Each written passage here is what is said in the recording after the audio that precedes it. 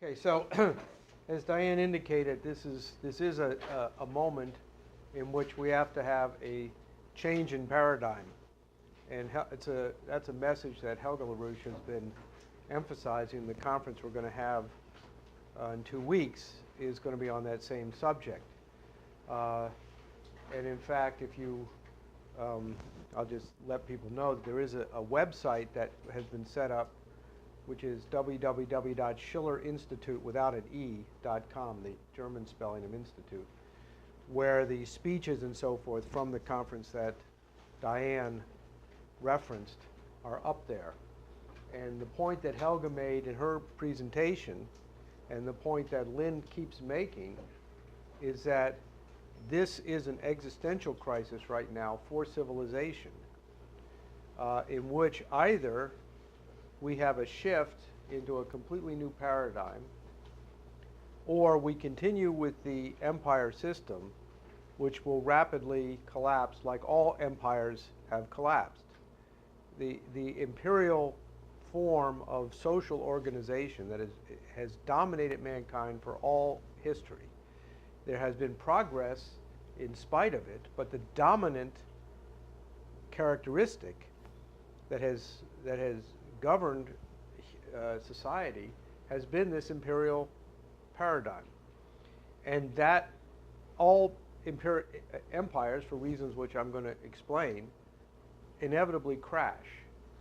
The difference between now and all previous times is that this is the first time in history that man has achieved such a global form of social organization and has mastered science and technology to the level that if this empire collapses without a shift to a new paradigm, it will extinguish civilization. Because man now has control of power, particularly thermonuclear power. We have control over thermonuclear power. We might not be able to produce electricity with fusion energy yet, but we have detonated thermonuclear bombs. We can make thermonuclear energy on Earth. And given that that's the state of power of the human species, if that power is unleashed, it will wipe out all civilization. A thermonuclear exchange between the United States, Russia, and China will last about an hour and a half, and anybody who doesn't die in that first hour and a half will die in the next year or so by starvation, disease, and collapse of culture. Whether or not all living forms of life will cease to exist on this planet is not known, but I don't think we want to find out. Now, the greenies will say, oh, well, therefore we should get rid of this thermonuclear power, and then we will alleviate the threat of a collapse of civilization and still be able to maintain the empire system. And there, in a certain sense, gives you what our problem is, which is that people think that the empire system is the only possible system. And by empire system, what I mean is a system in which man is considered no different than any other living organism, any other species, in which the individual human being interacts with the universe only through the domain of sense perception, and that this interaction among the domain of sense perception begins with our birth and ends with our death. Just like a cow, or a dog, or a tiger, or a lion. A dog can smell much better than people can. You know, a tiger or a lion can see at night much better than we can. And they interact with the world according to sense perception. And when they biologically reproduce, but when a tiger gives birth to a cub, the mother tiger, cares for the cub long enough for the cub to be able to hunt on its own, and then that's it. And when the mother tiger dies, do you think the cub cares? There's only the interaction of the individual organism, or at best an individual organism relating in a pack type of thing, say with wolves or dogs, to the universe, which begins with birth and ends with death. And this is what the empire thinks of human beings. This is what Diane was talking about earlier in terms of Ezekiel Emanuel. That, what you are is your biological existence. That's it. And whatever interacts with you with your sense perception is all there is. And in order then to keep this mass of humanity, these mass of organisms under control, the imperial system will acknowledge that there's a certain distinction between men, human beings, and animals. And that the distinction is that you have to have a certain select group of selected out of this organism of human beings to keep the rest of humanity under control. And this belief in its various forms, whether we're talking about the Persian Empire, the Babylonian Empire, empires who we know of because of their stories that are recounted about them through ancient legends and myths and stuff like that. Or modern empires like the British Empire or the Roman Empire, the Venetian Empire, which is really just a continuation of the same thing. That this is the way it is, this is the way it always will be, and this is the nature of things. And this is an embedded cultural paradigm that dominates society today. And at best you get are people who say, well, that's wrong, that's not good. But they don't have a conception of what is, right? Most people, you have this false belief that the imperial system is the only system, and you hear this all the time where people say things like, oh, well, Arabs and Jews have been fighting each other forever in the Middle East, or there will always be war, right? There will always be war. There will always be killing. There will always be evil. There will always be people who will seek to do harm to other people. Well, that's not true. There isn't always going to be war. We're either going to outlaw war, or war will outlaw mankind. But I guarantee you there will not always be war.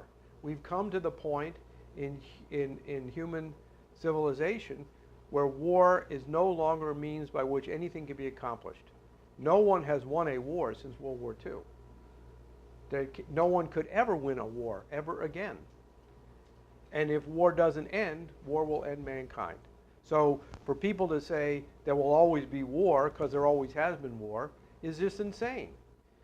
So the best you get is people who say, well, there's always been war, but that's wrong, and we should therefore be against war.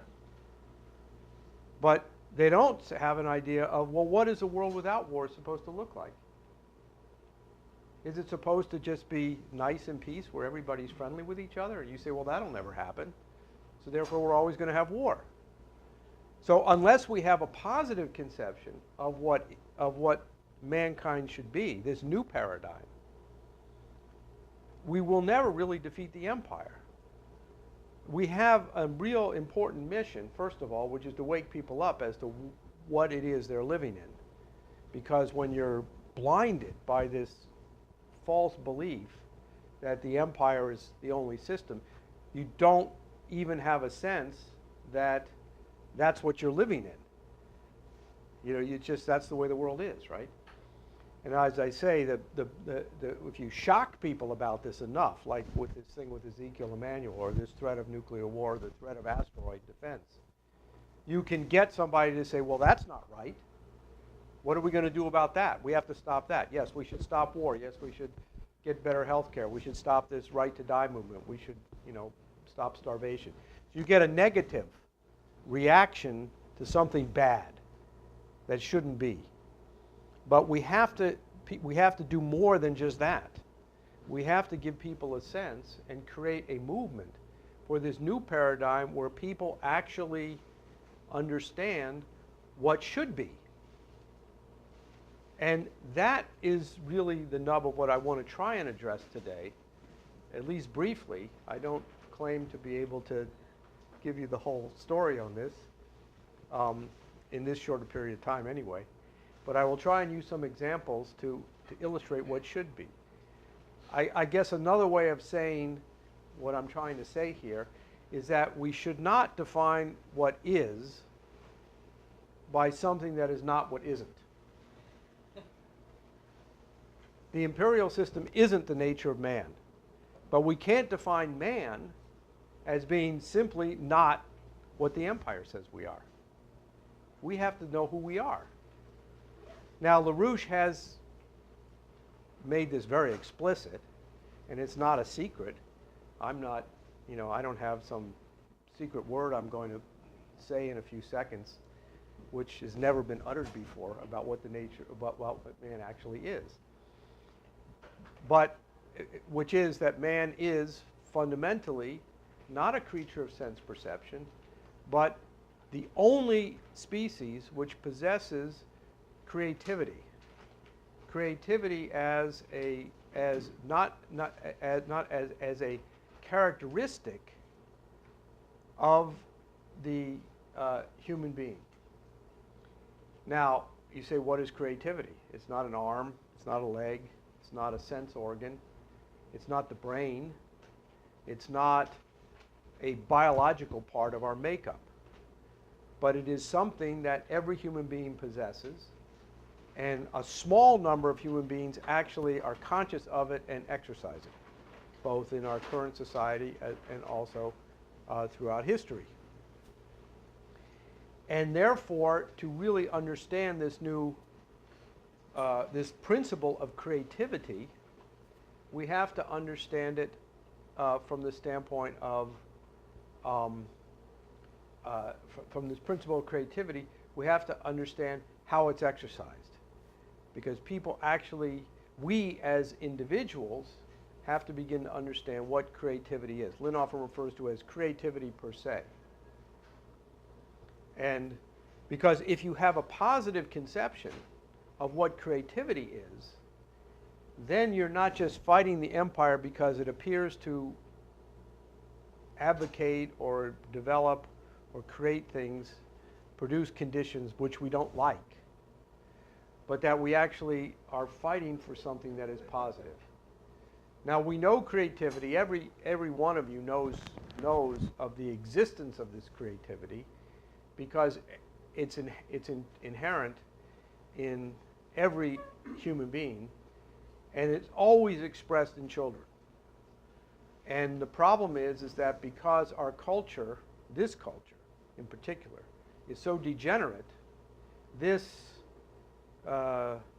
impulse, this creative capability, which children express all the time in the form of discovering and inventing and coming up with new discoveries about the world, even though they're not revolutionary discoveries, but to the child they're revolutionary, because you see when a little child learns to walk for the first time, the child's so excited. It's as if this was the first time ever in the history of the world that anybody ever learned to walk, right? The child is made is getting an experience of a creative discovery. Now, animals do that kind of thing. They learn to do things as they grow up, but they don't experience it as an act of creativity. They don't reflect on what they do and see in it a power of their own mind that they can build on. But in this degenerate culture, that impulse for creativity is rapidly snuffed out. It's rapidly snuffed out in the social system. It's rapidly snuffed out in the educational system. And over the last 2 generations, it's been increasingly snuffed out by the effect of our popular culture. I'm talking about the music. I'm talking about the television programs, the movies, the books, the entertainment, the clothing, the social behavior, which rapidly snuffs that out. And so therefore, that impulse for creativity, we have a particularly large burden on our shoulders, right, and to solve this problem, because we're trying to teach people the essence of humanity as being creative, in a culture which for 3 generations has been destroying creativity. And this is one of the reasons why Lynn has emphasized that if you want to do politics today, you have to be a master of the principles of scientific discovery and artistic discovery, the great artistic and scientific discoveries of the past. It's true these things are important to know just in and of themselves, because if you want to be a literate human being, you should understand what Kepler's discovery of universal gravitation is. You should be familiar with the music of Bach. But for a political leadership, you have to know these, you have to understand this, because this is the only real way you can learn creativity. You can learn creativity by studying creativity as it's expressed in the great developments of the past. Obviously, we also need to understand these things because it's on these discoveries on which the progress of mankind has depended. And if we're going to chart a future for mankind, we're going to have to know at least what the domain is of the future discoveries that need to occur. And we've talked about this in the literature, which most of the people here are familiar with, the need for the space program and discovery of Mars and so on and so forth. And those things are also fascinating to elaborate in a lot of detail. But what I'd like to do today is, through a few examples, give you a sense of how all these things are tied together from the standpoint that creativity is the fundamental question that's facing mankind right now. That is, developing a leadership of society that has a positive conception of the creative powers of the mind. Not a mysterious conception that we have to stop the empire in order for some mystical thing that we don't understand called creativity to somehow emerge. But what is real creativity? And then if you can get in yourself a positive sense of creativity, then you can have, and only then, in my view, do you really have the passion to fight the empire. You'll be defeated if the only thing you're fighting for is to stop something bad. You have to have a sense of what is good. Sometimes you don't get the sense of what is good until you realize what bad is. But you also have to have a sense of what actual real creativity is. And as I said, the creativity expresses itself in two related, but oftentimes, distinguished fields. One is the field in which creativity is expressed in the form of discovering something about how the world works, how the universe functions, beyond the domain of our sense perception. And those types of discoveries are called scientific discoveries. And then the other type of this creativity, which is actually a higher form of creativity, the one on which the scientific discoveries depends, is where creativity discovers principles about creativity itself. And we call that artistic creativity. And the artist is the one who is able to investigate how the mind itself works. And that provides the advancement to give the scientist the ability to make discoveries about how the universe works. And when you look at any great scientist, they all acknowledge this. Kepler, in his first book on gravity called the Mysterium Cosmographicum, Kepler says, he discusses how when you look at the universe, you have to think about it as an artist. And in fact, he said it's as if nature imitates art. That it's the artistic principle which governs nature, so therefore you have to understand the artistic principle. And Einstein famously said that imagination is more important than anything else in science. And he said that I'm enough of an artist to know that.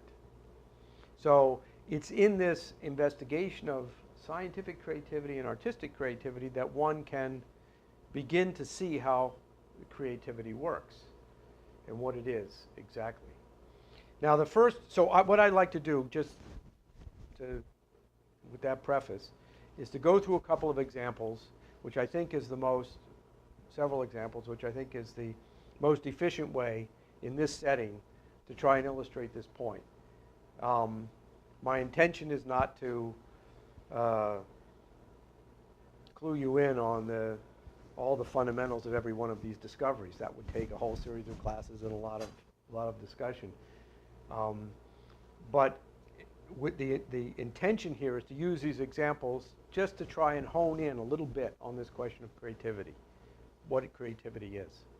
And it will take a little bit of concentration because of that. That is, because I'm not going to go through every step of every single discovery. It's going to move kind of fast, and there might be some things you don't quite pick up on. But if you sort of keep in mind that the animal we're hunting here, our prey, as Cusa talked about, Nicholas of Cusa wrote a beautiful dialogue called On the Hunt for Wisdom, and he talks about we're like hunters today, and we're going to be hunting for this idea of creativity. So that's our goal here. So don't get too worried about missing every step. Now, the point that LaRouche keeps emphasizing, and I know sometimes people get a little bit annoyed at how persistent he is at emphasizing this, because you think once he says it once, you got it, and maybe if he says it 10 times, at least by then you finally got it. Why does he keep repeating it? Is that the key issue here is the question of getting outside the domain of sense perception. And you think of all the simple reasons why you think that's true, but LaRouche is as you know, an old, experienced fighter, and he also knows that the longer you live, the more you realize that the fundamental things that you thought you had resolved in even someone who's like a creative person like LaRouche, who spends their whole life in scientific discovery and is always making new discoveries. But you find one thing that's sort of characteristic when you study the lives of great thinkers, that they always find that the things they thought they had solved early on in their earliest childhoods come back again and again and again, and you really don't quite understand it. There's really a deeper principle here. So this question of getting beyond the domain of sense perception is that principle. It's something that the more you look at it, the more you begin to question it, the more you begin to think about it, the more you realize how fundamental it is. And it's at the nub of every discovery there is. Now, so let me take the first one, which I think will set the stage for the ones that will follow, and that is Kepler's discovery of universal gravitation. Now, as I said, I'm not going to go through the whole thing, and I know Jason Ross has been up here, and he's a wonderful pedagogue, so I'm sure most of you have, through his classes, mastered the vicarious hypothesis and everything else. But I'm going to just focus on a little aspect of this, which I think gets at the heart of it, which is what Kepler was actually dealing with. Now, first of all, think about the period of history in which Kepler was living, right? He comes into onto this earth at the end of the 16th century, the beginning of the 17th century, end of 1500s, beginning of 1600s, and Europe has been engulfed for the last 100 years in a series of religious wars. The most horrific is about to break out, which we today know is the 30 Years' War. But you know how wars start. They didn't start in 1618 and said, now we're going to fight a war for 30 years. They thought the war would be over in a few days, just like people marching off to World War I. They said this war will be over quickly. But so Kepler comes into this period where there's been religious warfare. Religious warfare is the worst form of warfare because it has no way to resolve it. I mean, you can't kill your enemy into changing their religion. I guess when you kill them, They don't have their old religion anymore, but you haven't converted them. So religious warfare has no end, which is why the empire always uses religious warfare. And Kepler's born as a Protestant in the Catholic area, who's educated and becomes an early follower of the ideas of a famous Catholic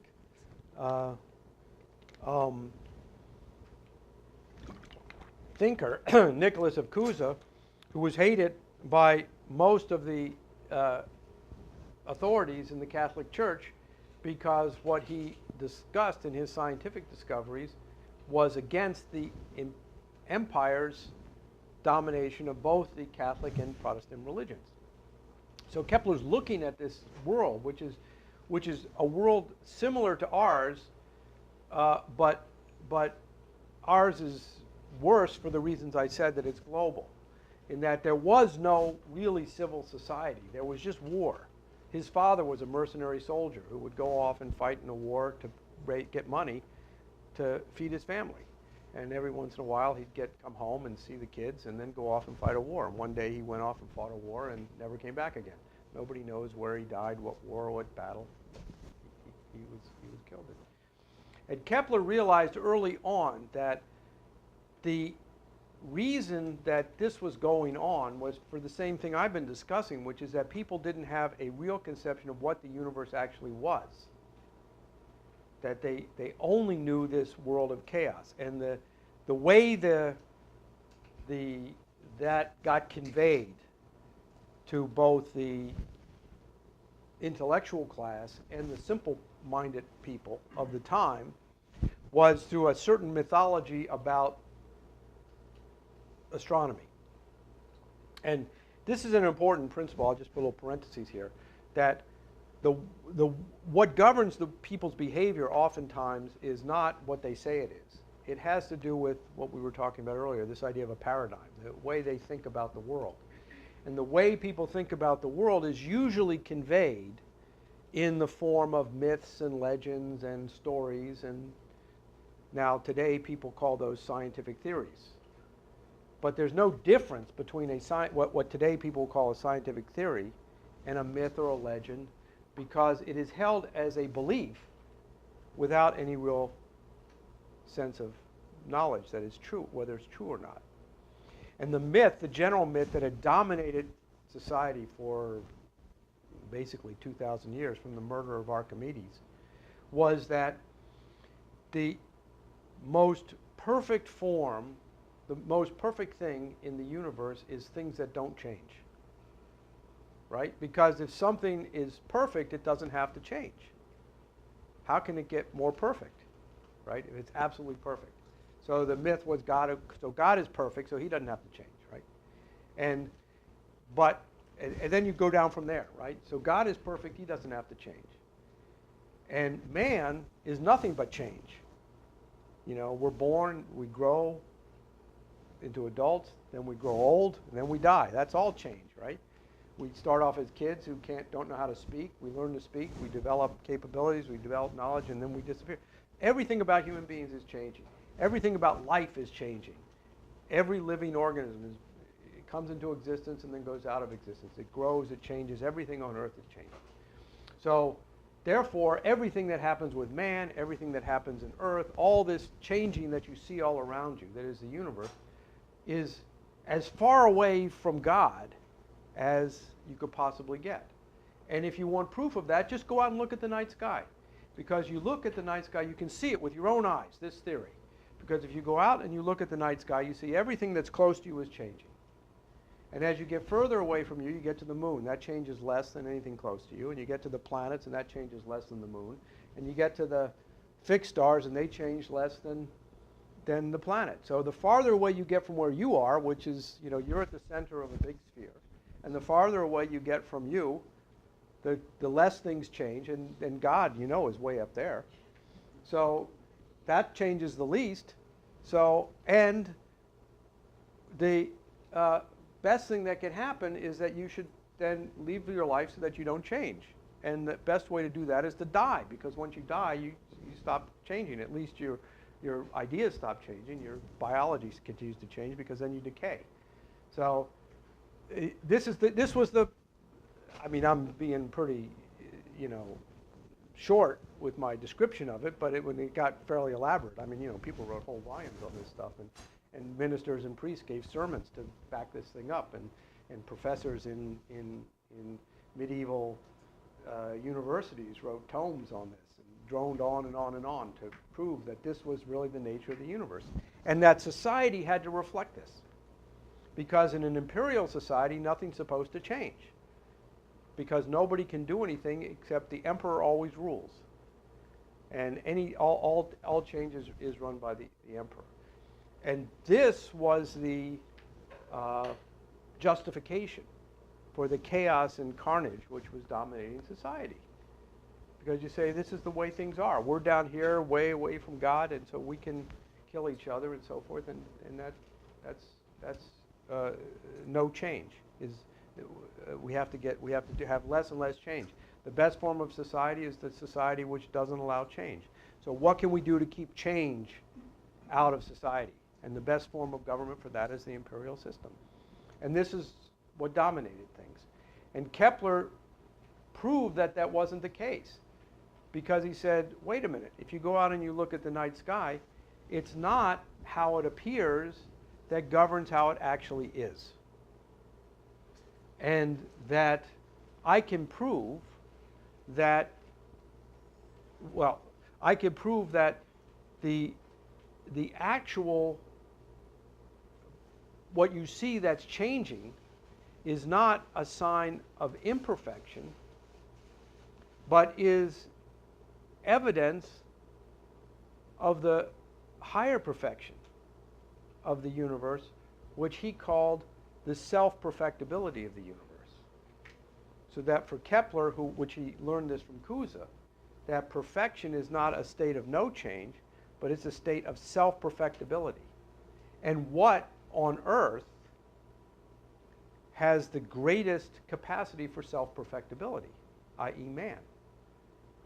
So instead of the quality of man that the oligarchy said was the worst quality of man, the quality of change, Kepler said, no, this is the highest quality of man, because it's a quality of self-perfectibility, of making ourselves, as Cusa would say, ever less imperfect.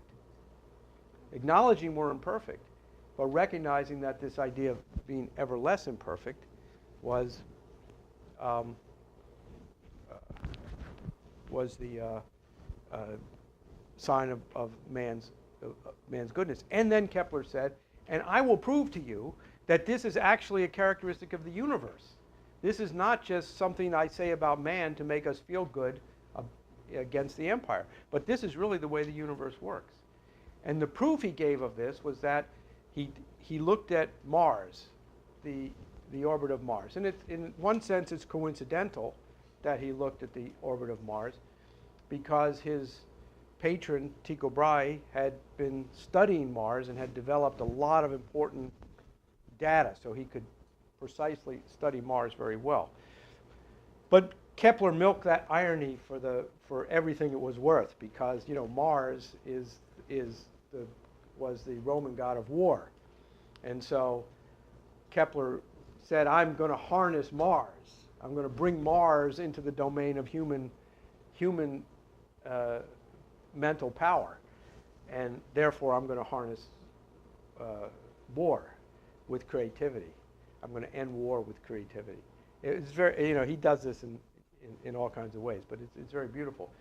But the point is that when you go out and you look at the night sky, what happens when you look at a planet like Mars is that you will see that from night to night, the planet changes its position relative to the other stars around it.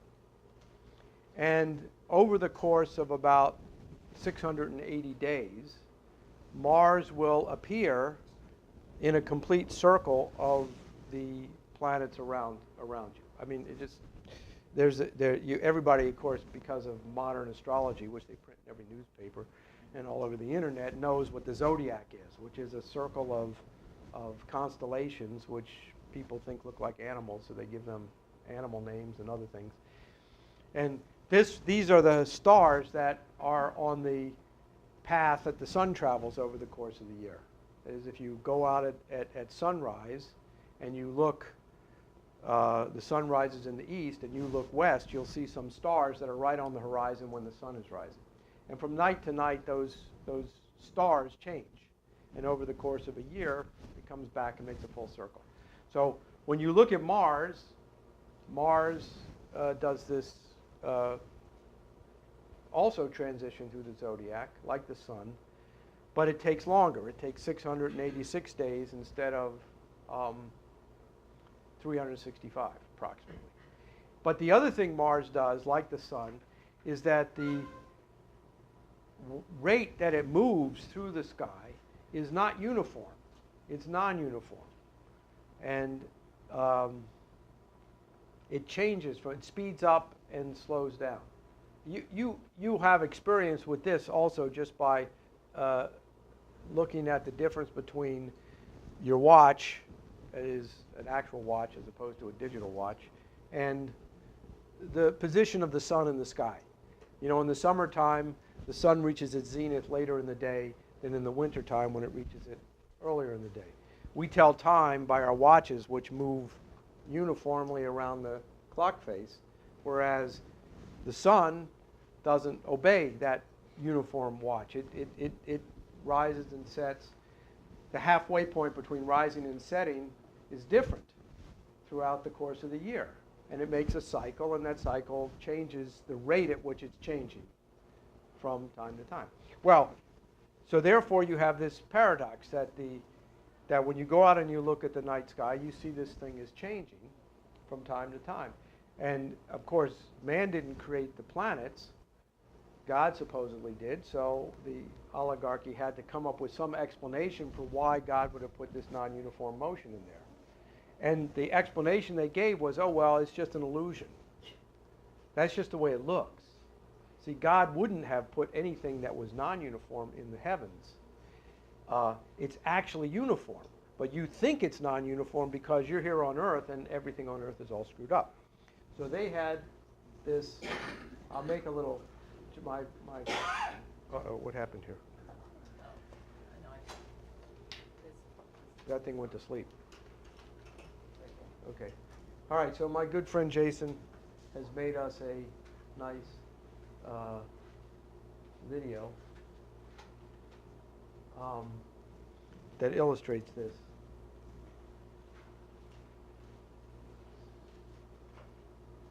There it goes. Okay, so here's the bullshit explanation that the oligarchy gave for this phenomenon. They said, okay, you're standing here on Earth, which is this dot right here. It's hard to see that little red dot, right? And here's the sun, and if the planets are moving around the sun and you're here, and it appears to be speeding up and slowing down, okay? If you were standing right here, where this white circle is, this white dot is, then the planets would appear to be uniform. Now, if you watch that long enough and you don't get nauseous, you will see what I'm talking about. That the can I just replay it? I just push this button.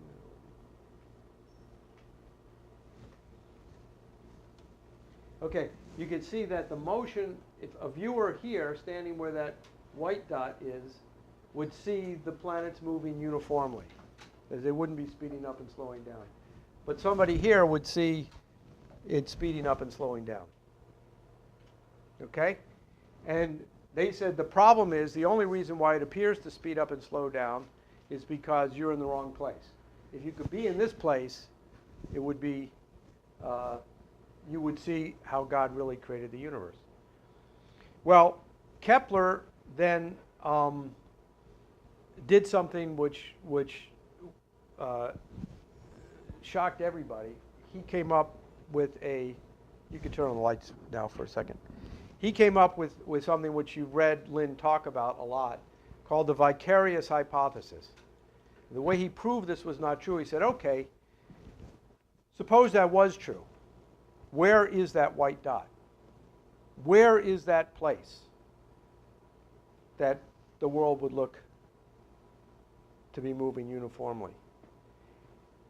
And he proved, and you can go to Jason's website to walk through these steps yourself, but he proved that no such place existed.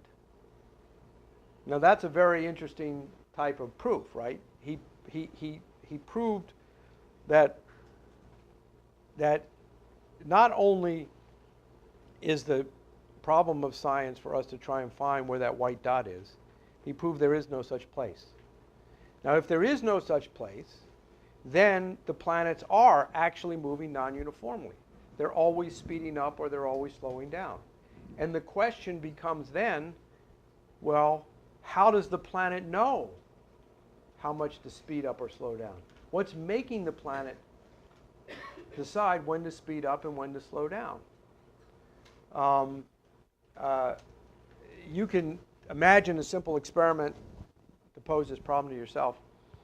If you blindfold yourself and you try and walk in a circle, it's kind of hard, right? But if you put a post in the ground and you tie a string to that post, you can blindfold yourself and walk in a perfect circle, right? Just by keeping the rope taut and walking at right angles to the rope. So all you have to do is, once you have an orientation, is just keep doing what you're doing. That is, not change anything you're doing, and you'll make a perfect circle. But now if I tell you to walk even with your eyes open in an ellipse in which you're always speeding up and slowing down, you have to make a decision at every single moment how much to speed up and how much to slow down. So the question is, well, what would be telling the planet to do it? Are there some demigods on the planet? There's like bus drivers who know the rules of the road and speed up and slow down? And Kepler said no. It doesn't require some type of mind in that sense, but it requires a type of mind in the sense of a human mind. That is, the non-uniform motion of the planet, the fact that I just proved that they actually are moving non-uniformly, is a proof that there's a characteristic of the physical universe which mirrors the characteristic of the mind. It's a power of change, and it's a fundamental characteristic of the universe itself. Now, the question is, what kind of change? Because you can have change like when you have a lump of sugar and you put it in a cup of coffee, the lump of sugar becomes diffused in the coffee. But once it becomes all distributed into the coffee, it's done. It's not doing any more change, right? So you can have that kind of change, which goes from a higher state of order to a lower state of order. But when it reaches the lower state of order, it doesn't change anymore, right? That modern science calls entropy. In this example with Kepler, the example would also be the circular motion is another form of that kind of entropy. It's a kind of motion which doesn't change. Yeah, were you trying to? Yeah, go ahead. Does he ever ask the question of why that is a fundamental part of the universe, the elliptical? Well, the particular thing of the ellipse, he's never asked that particular question because he's never quite decided that the ellipse is the answer. And it really isn't the answer because he realizes that it's not really a perfect ellipse and the ellipse changes and so on and so forth. But what he does start out with saying that the principle of non-uniform motion, in other words, whether it's an ellipse or some other shape, is secondary. The most important thing is that the universe itself is always changing. That is the physical universe.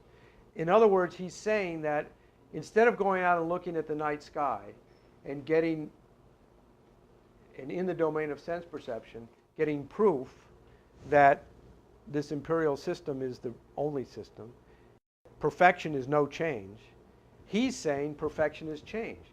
That God created the universe in such a way that it's always getting better. And Kepler was philosophically committed to the idea, because he was a student of Cusa, that was because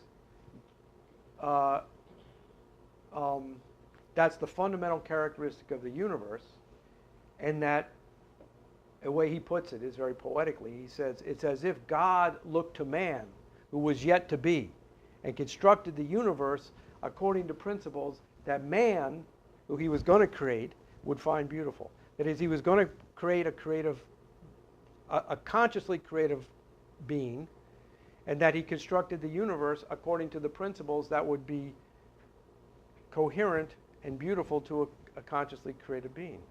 So he was committed to this on fundamental philosophical grounds from the standpoint of the nature of man. He didn't think God was a sadist. He didn't think that, like as the Aristotelians said, that God would create man with creative powers and then create a universe which was dead. He would, if he was going to give man creative powers, it was because those creative powers were going to do something in the universe. And therefore the universe had to have creativity in it. Now let me give another example which I think helps make this point. Now, closed. Oh, I go up here. Okay. And I'm going to bounce back and forth between a couple of examples. So here's the next one, which gets to the same similar point.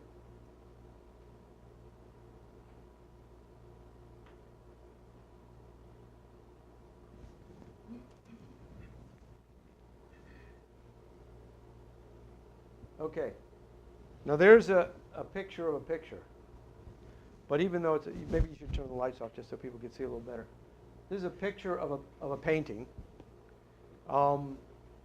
which is, even though we're not looking at the painting directly, my point is made just by looking at the picture of the painting, which is that what this is a picture of, it's a picture of a man, okay?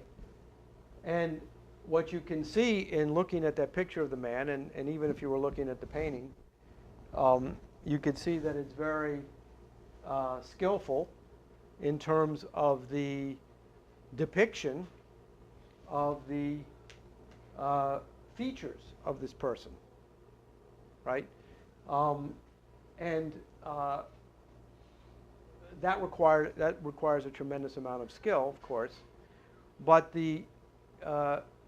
and that's one aspect of it. You could say, well, the artist here had a tremendous skill to be able to put on a flat canvas a series of marks which would reflect light off that canvas to your eyes in such a way as to stimulate your retinas to create an illusion of a physical body. Okay? But there's something else depicted in this painting. First of all, I'm not trying to be secretive here, so I don't reveal my punchline by telling you that this painting is a self-portrait of Rembrandt, and he did many self-portraits. So it's a painting of Rembrandt looking at himself, which is an interesting thing because you think of looking at yourself in the mirror as one way of looking at yourself. But that's really not the most important way of looking at yourself because you do that every morning and most of the time you probably don't even notice what you see. But what really means looking at yourself, when you really think about looking at yourself, it means reflecting on yourself. So right there is a little paradox, right? Because there's yourself and then there's you looking at yourself. So which is the real yourself? The thing you're looking at or the thing that's doing the looking? Right? When you think about looking at yourself. And here you have an opportunity to look at somebody looking at themselves. And you can see when I'm using the word yourself here, I'm not talking about the physical features. Although if it were just a blank canvas, there would be nothing to talk about, right? If this were, so there is a physical body there. But what you're looking at is somebody looking at their soul, at somebody looking at their mind. And in this case, it's a question of a creative person creating an image which inspires your imagination, not to create an image, but to imagine the thoughts, something completely outside the domain of sense perception, the thoughts of somebody, of another person, and in this case, somebody who died 400 years ago. So now, of course, if you see the painting in the museum, you have an even more profound experience, and you're fortunate in New York City to have good museums that reflect on this yourself. I mean, I admit this is a little bit crude in the way I'm doing this, but I think you get the point, right? That that what we have the capability as human beings to do is to have a clear, unambiguous concept.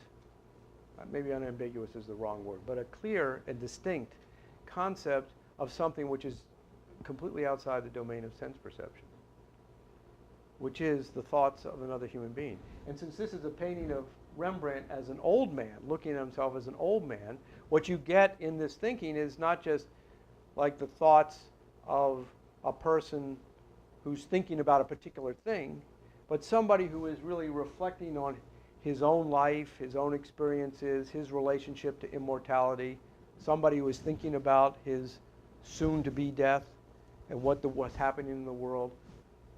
And all this is depicted, is generated in your mind by the skill of the artist to be able to construct an image that reflects light in such a way as to inspire your mind to create in your imagination this image of the thought, but the subject is not the thought of the person, of the subject here, but to inspire you to have that experience.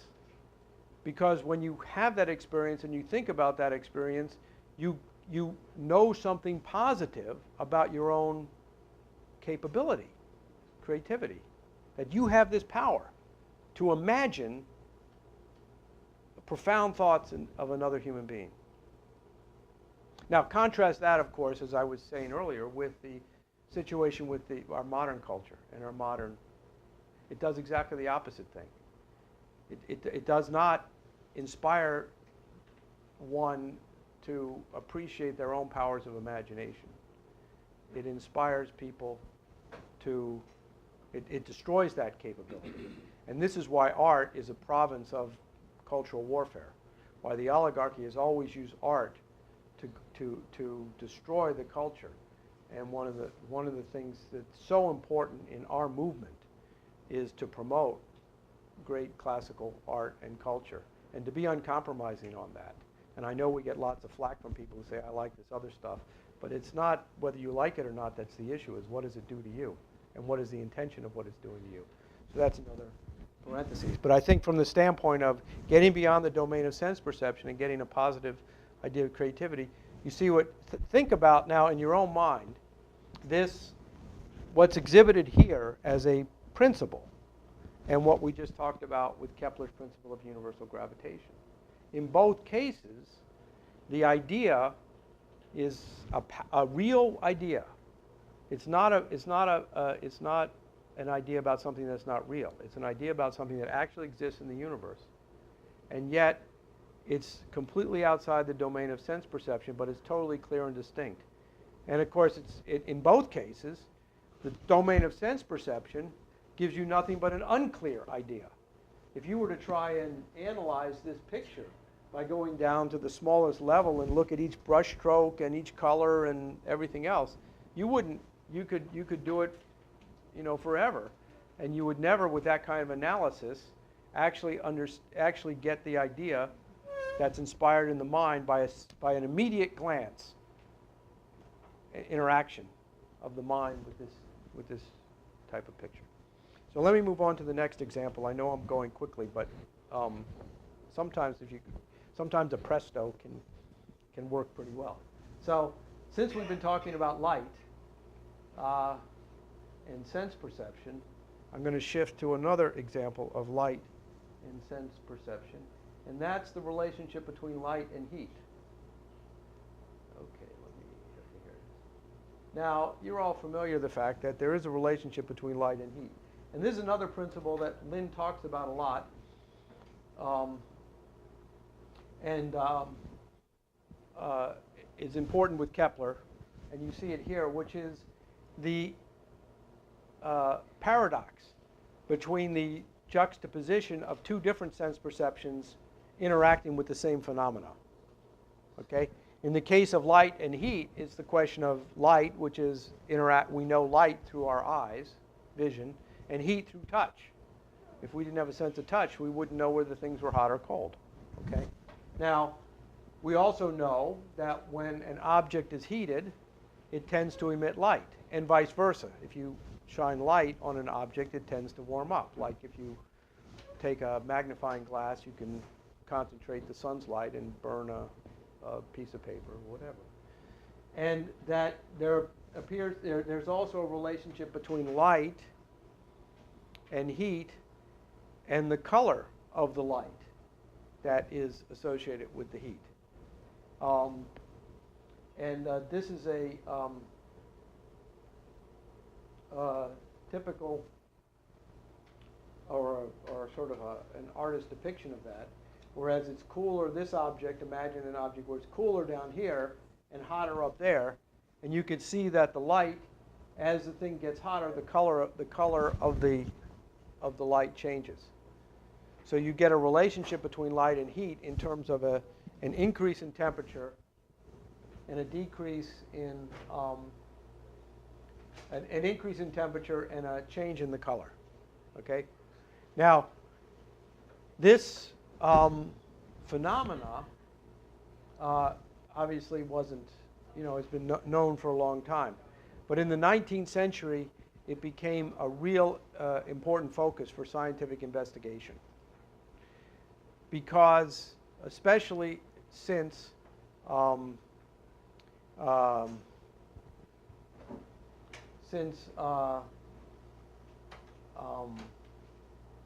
the invention, as a result of Leibniz's work, of the heat-powered machine. Because prior to the development of the heat-powered machine, man did not use heat as a power source. We used heat for cooking or heating or something like that, right? But heat as a power source, but most power sources for economics was muscle power or wind power or gravity power or something like that. But the idea of trying to understand what heat is was a very important question, because heat, unlike gravity power, like when you have a water wheel and you use the power of gravity to push the wheel can go down, the water can go down, but you can also make the water go up again, right? But a heat engine works by having the heat flow from a hot body to a cold body, but you can't make the heat go back from a cold body to the hot body again, okay? So this new phenomena was seen as an opportunity by the oligarchy to reimpose this old Aristotelian idea through this concept of entropy, by saying that since heat flows from hot to cold and never from cold to hot, that this is a fundamental characteristic of the universe, that the universe always goes from states of higher order to lower order, and when you get to the end of the lowest order, you end up with no possibility of change any further. So now they've said, well, Kepler, Leibniz, you guys, you thought you discovered creativity in the universe, but we can show you that it really was an illusion, because since everything in the universe emits heat, then all heat dissipates towards the from hot to cold, that ultimately the universe is going to end up all dead, just like we said before. And in fact, there's a famous guy named Lord Kelvin who wrote a paper called On the Ultimate Heat Death of the Universe, in which he said, basically what I said, that the universe is going to end up dying. But then he said, don't be pessimistic, because some creative power will intervene from outside the universe to heat it up again, i.e. the emperor. Don't be pessimistic, you slaves, that the imperial system always seems to go into war and decay, because we always have an emperor up there who will save us before it gets too bad, which is like the illusion people have today that somehow, there won't be nuclear war because, quote, they won't let it happen. Anyway, if you look at this, you see this question of this problem of heat, and how this became an issue for raising the question about whether or not the universe actually was characterized by this creative principle. And the person who, well, who studied this the most or made the breakthrough on this was Max Planck. And you've heard Lynn talk about this quite a bit. So let me just illustrate what his breakthrough is, or at least a little bit, from the standpoint of what I was telling you. So here is, now, as you saw in that previous thing, it looked like at each temperature there were different colors. But if you actually were to analyze the light that was being emitted at any temperature, you would see that the light, all the colors were actually being emitted at any given temperature. But that the one of the colors, or a certain range of the colors, had more intensity, was brighter than any of the others. So this is a little chart which illustrates that. So on the black end that we saw on that bar, the thing was cooler, and all the light was being emitted. But the coolest, the most intense light, the brightest light, was in the infrared spectrum, beyond something that our eyes actually can see. And as you got hotter, the most intense light, as you get hotter, the most intense light gets more towards the visible colors of the rainbow, and it goes from red to yellow to green and so forth. So you can see that this right here, 6,000 degrees Kelvin, is the approximate temperature of the surface of the sun. So in that case, something that's that hot will emit light whose biggest intensity is in the yellow range. But if you take a prism and break up that light, you see that all the colors are in there, but the most intense one is going to be in the yellow. So that's why the sun looks yellow. Okay? So the question that Planck was trying to discover, or that a lot of scientists were trying to discover, but Planck was the one who did it, was why is it that it works this way? Why is it that at any given temperature there's a peak? And how come that peak changes according to this, in this way, with temperature? That is, if you look at this, you know, here you have 3,000 degrees and 6,000 degrees is double the temperature, right? But the intensity is much greater, more than double, right? Why does this intensity go up so fast compared to the shift in the color? So the two questions are why at any particular temperature there's a peak, and then why does the peak shift the way it shifts? And nobody could figure this out. Everybody was trying to come up with some explanation for why it worked this way. Yeah? Can you define intensity? Brightness is a common, brightness. And you feel the difference between brightness and, like on your eyes when you see a very, very bright light. Like if you go by a construction site and they're doing arc welding, and they tell you, they even have signs up sometimes, they don't look directly at the welding because it'll hurt your eyes.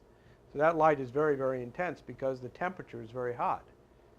And that light, even though you can't feel the temperature, could hurt your eyes because it's so bright. And you could see it back in that other picture. If you remember, the white light was much more bright. That was just an animation. That wasn't an actual, that was just a graphic. That wasn't an actual object. So everybody was trying to figure out how this thing worked, right? And what Planck, and they were trying to do it from the standpoint of the domain of sense perception. Now what I'm about to explain might be a little bit difficult, but bear with me because it's the fundamental principle of modern science. And that is that if you think about this, there's this change in temperature, or let's put it this way, the change in intensity is continuous, appears to be continuous, right? That is, you can get bright and you can get a little more bright, and the difference between bright and a little more bright can be as small as you want, right? In other words, it's like dialing up the brightness. It doesn't, it goes continuously. And the change in color goes continuously too. That is, there's no sharp line between red and orange, or orange and yellow. It starts red and gets a little more orange, and it starts orange and gets a little more yellow, and then it gets a little more green. But there's no real jump. There's no point at which it's no longer yellow and just green. It's always sort of smushed into it, right? So you would think that the on the fundamental level that this was continuous, that that heat could increase continuously, and that the light changed continuously, and that the color changed continuously.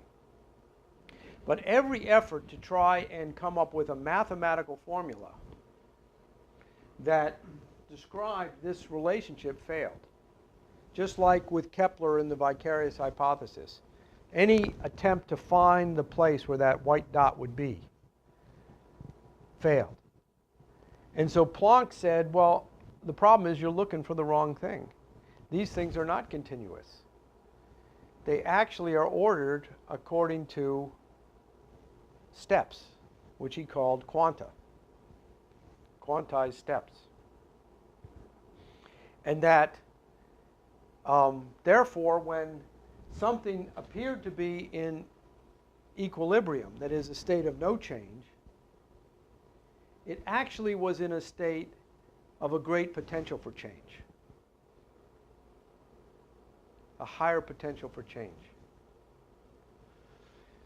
Now, this really turned science on its head, because remember what I was saying about entropy, that with the idea of the heat-powered machine, they said, well, when heat goes from a high temperature to a low temperature, you're increasing the entropy.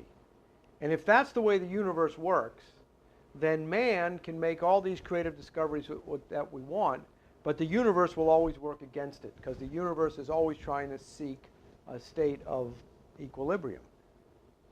Right? That was the argument. And Planck showed, well, wait a minute.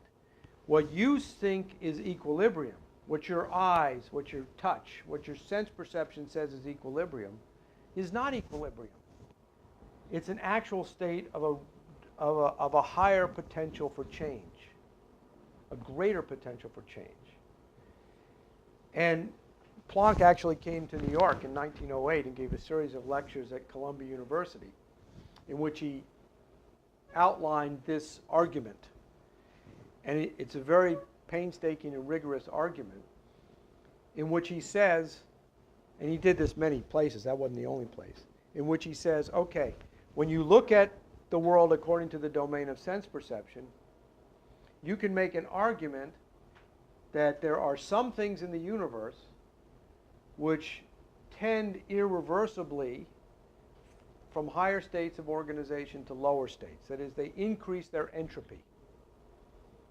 Okay, like heat, or putting a cube of sugar in a cup of hot coffee, right? It gets, the cube goes from, you go from a state in which all the sugar is concentrated in one place to where all the sugar is dispersed, right? But you can't get the sugar, once it does that, you can't get it back into the cube. It's irreversible, okay? So the argument was that, well, if the universe is irreversibly anti-entropic, man can do all these great things with the economy and improve science and technology and art and everything else, but ultimately the universe is going to push it all back down into entropy, into decay. And Planck said, well, the problem is that that's an illusion. The universe is actually characterized by a process of irreversible anti-entropy. And the product of the goal of the subject, the most important subject of modern science right now, is to do what Kepler did with universal gravitation, is to elaborate that idea of irreversible anti-entropy, which is another way of saying what I started this discussion with, that we have to make our conception of creativity per se less imperfect. And then we can get the passion to really fight the oligarchy. So that's why I apologize for having to talk so fast and move so quickly. We do have another event later, but I can take some questions, and I hope this gave you a little bit of a taste. Go ahead. So is the problem with entropy when people try to extend it to a large scale? Because you're saying that entropy of small contained systems, entropy holds. Except that there's no such thing as a small contained system in the universe. So are you saying that on small scales like heat going Well- behaving in that way, that's not a description of entropy? You should Well, call it for something example, else? well, it is and it isn't, because take a heat-powered machine, okay? So if you take the contained heat-powered machine, like a Carnot engine, right? You get, you could say, okay, there's two processes. One is that the heat is exchanged, and the other is that the state of organization of the machine is changed. That's what they call entropy. But what is the machine? The machine is a construction created by the mind. And it exists in a universe which is actually doing work in the universe, changing the universe.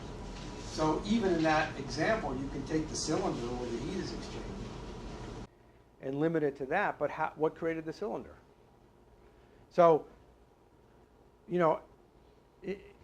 it's sort of ironical, because even Planck and Einstein used the calculation of entropy as a means to prove some of their cases. But they understood that in a certain sense, it's very much like the vicarious hypothesis of Kepler, right? In which Kepler said, okay, if there was uniform motion, where would that thing be? Where would that point of non-uniformity be? And that's the way they say, okay, if there were entropy, how, and these, for example, these bodies are in thermodynamic equilibrium, what would be the characteristic of the what would be the equilibrium? And the only way to get equilibrium is to have something that's completely. So you're saying the process of containing it adds order to the system? Yeah. Which cancels that. So Right, because ultimately you have to take the universe as a whole as your system. Right? No question. Yeah. And so are you, with the quantum jumps, are you saying that dotted line in the middle is actually jumpy? From place to place, yeah, it jumps. So if you looked at the pi structure of that line, would it be jumpy and not continuous? That dotted line? Well, it's a little more. That's a little too simplistic way to put it, I think. But I think it would be too hard to explain to get there. And I apologize for that. Let me just show you one more picture. I actually forgot about, but just to illustrate this point, because you raised it on this question of the universe. This is a new picture that was just released by NASA. Okay, and this could you turn off the light so that people can see? This is a really fascinating picture, I think. It's of a galaxy called Hercules A. Okay, now this picture is superimposed. It's two pictures. It's a picture in the visible light range from the Hubble, and then it's a picture in the microwave range from, I believe, another orbiting telescope, but I'm not 100% sure on that. But here's the thing. This part right here is a galaxy. Okay, this is not a star. This is billions of stars. This is a galaxy. It's smaller than the Milky Way, but if you could get closer to this galaxy, you would see like what we see in the Milky Way, billions and billions and billions of stars. And they're all orbiting a central point. Now, these jets here are in the microwave region, okay? And that means they're below the visible light range. And these jets, look at the size of these jets compared to the size of the galaxy, right? These are at least 10 times as big as the galaxy, right? And these are primarily jets of small subatomic particles, electrons mostly, circulating around. And you can see there's a lot of structure in these jets. There's a lot of spiral motion, there's a lot of vorticity, and so on and so forth. So here you have, on a very large scale, I think the distance from here to here is like 20,000, 30,000 light years. I mean, it's a huge distance, right? And yet, this huge distance of supposedly empty space is being structured and organized. And, you know, I'm not, there's all kinds of ways to look at it. Is what something happening in the galaxy producing the jets, or are the jets, or is that which is producing the jets organizing the galaxy? These are questions for astrophysicists to debate and figure out, which is one reason why we need a space program. But what this kind of thing suggests is that on very large scales in the universe, that you're actually getting a process in which new states and higher orders are being created. This is not the only one, but it's one that that just was released, and it just fascinated me, so I thought I'd share it with you. Go ahead. You mentioned that the senses are not all of reality. There's creativity and things that we can't know just by our senses alone, that the mind would have to think of them and imagine and interpret them. But my question is, where would we be without our senses? We'd be blind, deaf, dumb. Sure. You've got to have your senses. Sure. In a way, couldn't you say, like, the senses are like the stomach that digests food? Reality is the way the material universe is, and by our senses we digest that in a way that the stomach digests food. Well, our eyes, vision, taste, and touch, they relate to us, the material universe, the way it is, but there are other things that we can't interpret exactly. You know, yes and no. It is in the sense that the senses are biological organs. They're an interaction of our biology with the world around us. But it doesn't tell us how the world is. Like take some of the examples I gave you, like the example of Rembrandt. The senses, if you didn't have eyes, you couldn't see it. And it's the light reflecting off the canvas which produces the image that gets to your mind through your eyes. But what's in your mind is not the light. The light doesn't produce that. What produces it is your imagination. So your senses are stimulated by the outside world. But what you actually see is not what stimulates your eyes. What you see is actually what's in your imagination, and that imagination is what is real, and that imagination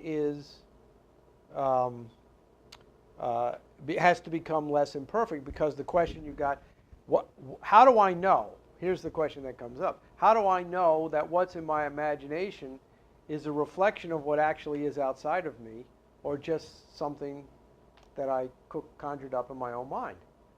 And the answer to that is you don't. You know that by interacting again with the world and seeing how the ideas which are generated in your mind interact with the world. And this is the process of creativity. And this is what gets destroyed when you just look at the world purely from the domain of sense perception. We have senses, obviously, that enables us to interact with the world.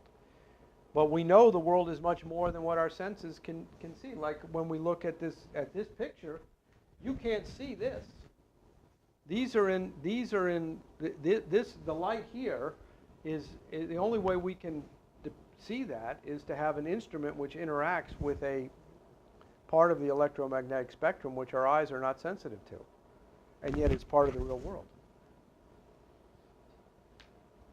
Yeah, you had a question, or did you have a... Go ahead.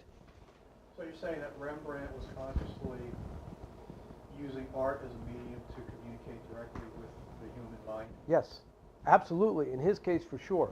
The great artist, Leonardo, Rembrandt, I think, is one of the best to really look at this. And you have at the Museum of Art here, a bunch of Rembrandts. I really encourage people to go down and look at them, because he is just a master. And he was a real scientist in terms of studying how light and the use of different colors and chemical mixtures and so forth would produce this effect so as to induce the mind, the imagination, to create a thought.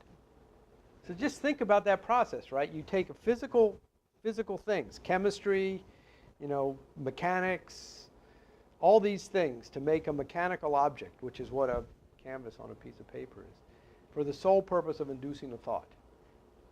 Now, why doesn't God do that too? Okay? So that's what you're talking about when you look at this black body radiation or gravitation. You're looking at the generation of ideas. And that's how great scientists understand these things.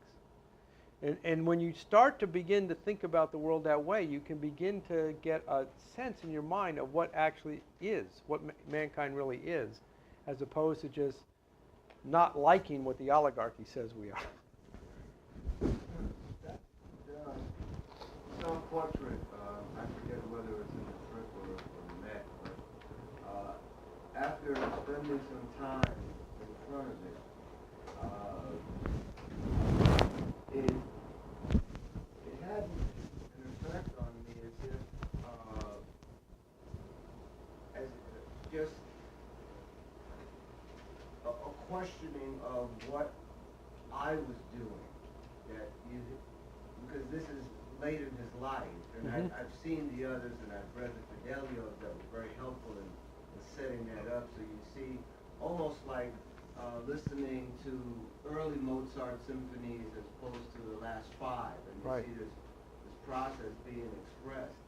And it's difficult to describe how drawn I was and provoked by the thing that no print can obviously bring out. So just to echo what you were saying, in terms of really you have to just stand there and let the piece work. Yeah. And then there's really this sense that a guy's trying to communicate with you. I'm doing it successfully for 400 years ago, quite effectively. Because you see his genius, and what I was thinking was, well, what am I doing? Well, it evokes all kinds of thoughts like that, but that's what art does. But how does that work, right? How is it the case that it's these thoughts which are the real things? I mean, what I'm describing here is the well-known principle of creativity. Like you take the opening chorus to Henry V by Shakespeare, right? And he has the chorus come out on an empty stage, and he says, hey, you're going to see something here, but it's in just this little stage. And, I'm going to depict to you great armies, kings, and armies fighting, and decisions of state and nations, and ideas on which societies rise and fall, and people live and die. And it's all going to be in this little stage.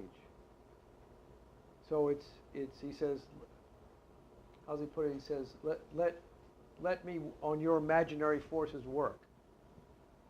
Right? Let your thoughts bedeck our kings, right? So this is what art is about. It's about the evoking of thoughts, but it's the thoughts also with science that change the world. It's ideas which are the substance of the universe, and ideas are the substance of the world. And we live in a culture which has denigrated the idea of the idea. And that is why people can't understand that they're living in a world which is going to kill them. And we have to somehow find a way to inspire at least the small number of people. We don't need to inspire everybody, but if we can inspire a small number of people to become passionate about defending the idea of the idea, then mankind will have a chance of survival. If you look at the history of mankind, you see that it's always been that way. Look at the Renaissance. In the Renaissance, you had a Black Death which wiped out half the population of Europe. And it was a small handful of people which said, no, it's the ideas. The problem is we lost the sense of the idea. And the great artists like Brunelleschi or Leonardo or the great thinkers like Machiavelli came forward and presented the idea. And they were mocked, they were attacked, they were a minority, they were in power, out of power, in jail, out of jail. But they created, they revived the idea long enough for it to become cemented and propagate through other cultures to the point where, to make a long story short, it ultimately created the foundation for the establishment of a form of government like what our constitutional republic is. So that's the level we have to think about. Yeah, go ahead. Well, even with creativity, aren't there certain physical laws of the universe that you can't be creative about, that you can change, like gravity always pulls or attracts, or electric charges, like charges always repel each other, and unlike charges always attract each other. Yeah, but we can. How could you change that? How could man be creative? But we can to control, change those because things? we can use that characteristic, and we can control them. Like we can't at this point, we haven't yet at this point made new change the gravitational structure of the solar system. But if we're going to defend ourselves ultimately from asteroids, we're going to have to. Gravity existed before Kepler discovered it. But after his discovery of gravity, man increased his power over the universe because now gravity became something that we could then begin to bring under our mind. Yeah, bring it under the power of our mind. The universe is inherently creative, but its creativity is advanced only through the power of the human mind. That's what gives it more substance. And so therefore we have to really think about how our minds work and be respectful of this power of the human mind instead of what our culture has done, which is to denigrate it to the point where we're on the brink of a collapse of civilization or possibly extinction of the human race.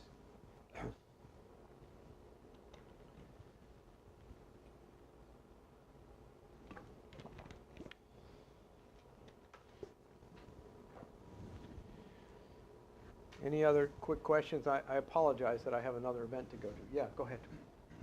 Your talk makes me think of something I've been pondering for the last 2 or 3 years on a daily basis, and it goes back to the 1924 Olympics with Eric Liddell. I believe he was a 100-meter world record holder, and then you had Abraham, the 400-meter record holder of the world. One is a Gentile, one is the Jew. They're representing England. Liddell was born in China, missionary family, and he and his sister were studying in England, and then he represented England at the Olympic Games. And at one point, and they made a movie about this called Chariots of Fire, if you remember, in 1980. Mm-hmm. At that point, I said, finally a good movie. For a while, they're making junk. And so that gave me a lot of hope to seeing that movie. And the sister said to the brother there, Eric, Eric, God made you for China. What's this business about running? And Eric says, well, God made me fast. And when I run, I sense this pleasure. I'm still trying to grasp what that means. Uh-huh. That's where I am. Well, Einstein had a similar idea, but not about his physical ideas, but about, or Beethoven in his famous Heiligenstadt Testament, where he was very despondent about the loss of his hearing. And he said, how can a musician be deprived of his, his sense organ through which his art is expressed? And, he actually contemplated suicide at that point. And then he said, but I can't do that because my mind still works. And I know that there are ideas and creations in my mind that have yet to come out. And if I were to cease to be, then those creations would never be brought into the world. So you will learn a lot by getting to know these great creative thinkers, because even though they are best known by their creative discoveries, every once in a while a little beam peeks out of this black box and lets us know what it is about that creativity that inspires us. Anyway, I think I apologize that I have to go to another presentation, but I hope I can get back up here and we can spend more time going through these things. And I think just by I felt I was taking a little bit of a risk to try and present so many complicated ideas so quickly in but sometimes just juxtaposing things together and letting them sit there sort of jangling in your heads works. So I hope it did. Yeah, I have to run, but go ahead real quick. She will get an idea of creativity from classical music and from classical art, correct? Yeah, sure. But now, say you do some of the pieces, you step the art and you have an idea of what creativity is, but how do you practice science accordingly? Science? Yeah, how would you practice? Study the great scientists. Study Kepler. I think I got to go. Daniel's gonna answer all these questions. He's very confident to be.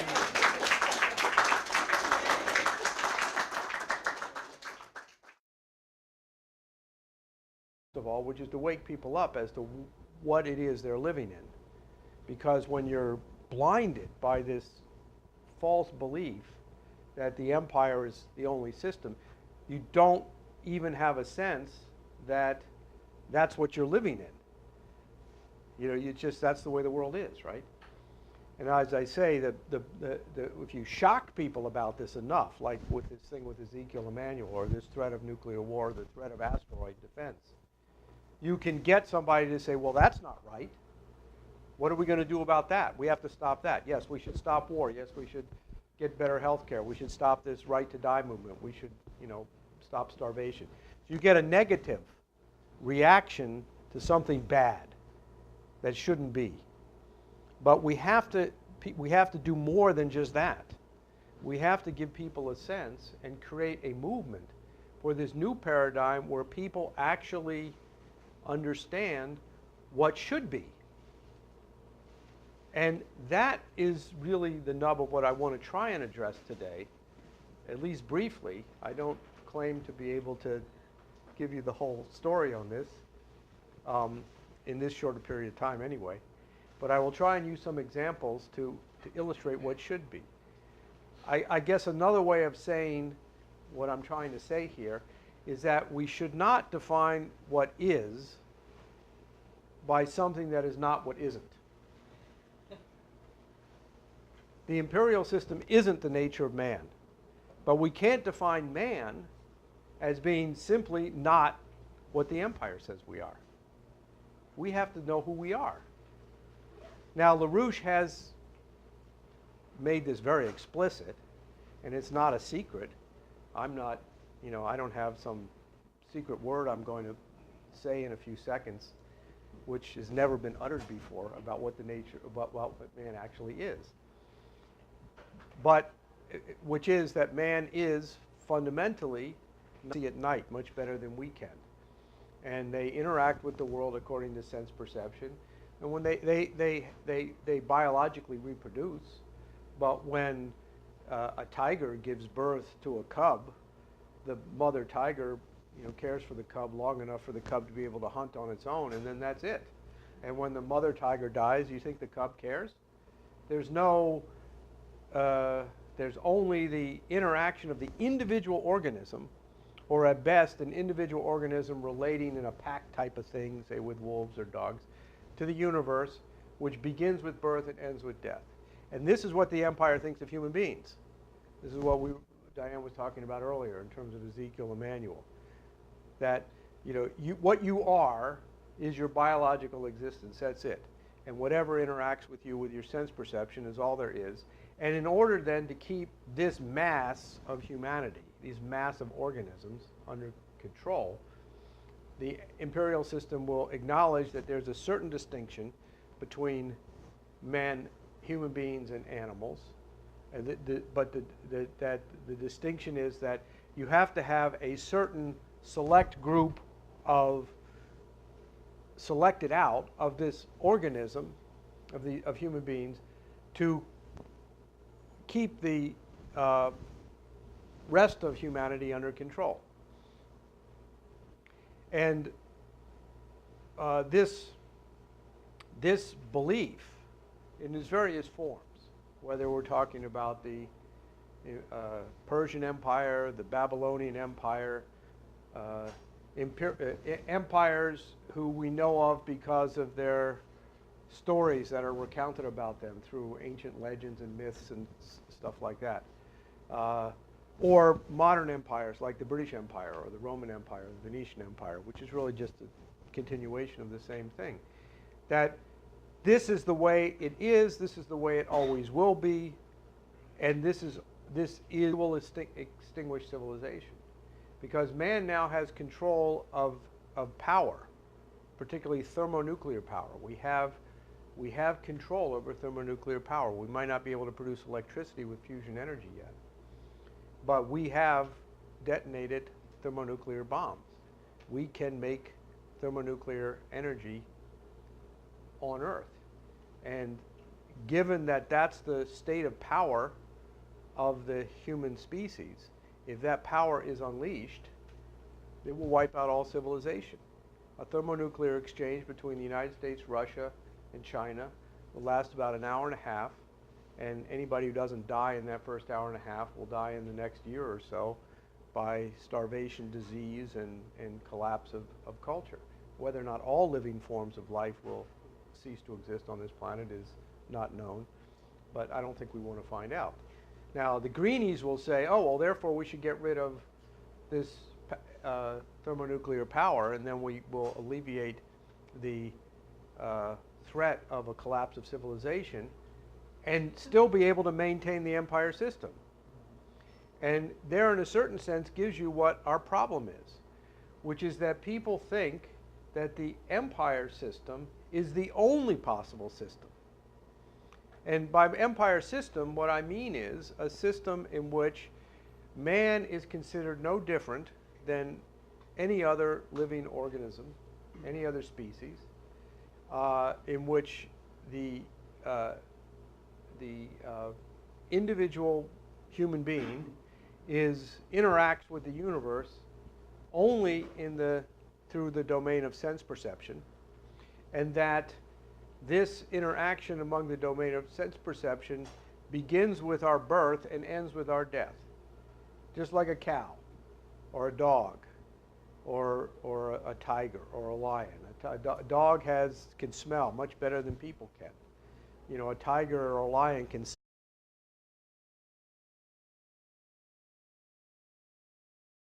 Okay, so as Diane indicated, this is a moment in which we have to have a change in paradigm, and that's a message that Helga LaRouche has been emphasizing. The conference we're going to have in 2 weeks is going to be on that same subject. And in fact, if you, I'll just let people know that there is a website that has been set up, which is www.schillerinstitute.com, the German spelling of institute, where the speeches and so forth from the conference that Diane referenced are up there. And the point that Helga made in her presentation, and the point that Lynn keeps making, is that this is an existential crisis right now for civilization, in which either we have a shift into a completely new paradigm, or we continue with the empire system, which will rapidly collapse like all empires have collapsed. The imperial form of social organization that has dominated mankind for all history There has been progress in spite of it, but the dominant characteristic that has governed society has been this imperial paradigm. And that all empires, for reasons which I'm going to explain, inevitably crash. The difference between now and all previous times is that this is the first time in history that man has achieved such a global form of social organization and has mastered science and technology to the level that if this empire collapses without a shift to a new paradigm, it is the nature of things. And this is an embedded cultural paradigm that dominates society today. And at best you get are people who say, well, that's wrong. That's not good. But they don't have a conception of what is. Right? Most people, you have this false belief that the imperial system is the only system. And you hear this all the time where people say things like, oh, well, Arabs and Jews have been fighting each other forever in the Middle East. Or there will always be war. Right? There will always be war. There will always be killing. There will always be evil. There will always be people who will seek to do harm to other people. Well, that's not true. There isn't always going to be war. We're either going to outlaw war, or war will outlaw mankind. But I guarantee you there will not always be war. We've come to the point in human civilization where war is no longer a means by which anything can be accomplished. No one has won a war since World War II. No one could ever win a war ever again. And if war doesn't end, war will end mankind. So for people to say there will always be war because there always has been war is just insane. So the best you get is people who say, well, there's always been war, but that's wrong, and we should therefore be against war. But they don't have an idea of, well, what is a world without war supposed to look like? Is it supposed to just be nice and peace where everybody's friendly with each other? And you say, well, that'll never happen. So therefore, we're always going to have war. So unless we have a positive conception of what mankind should be, this new paradigm, we will never really defeat the empire. We have a real important mission, first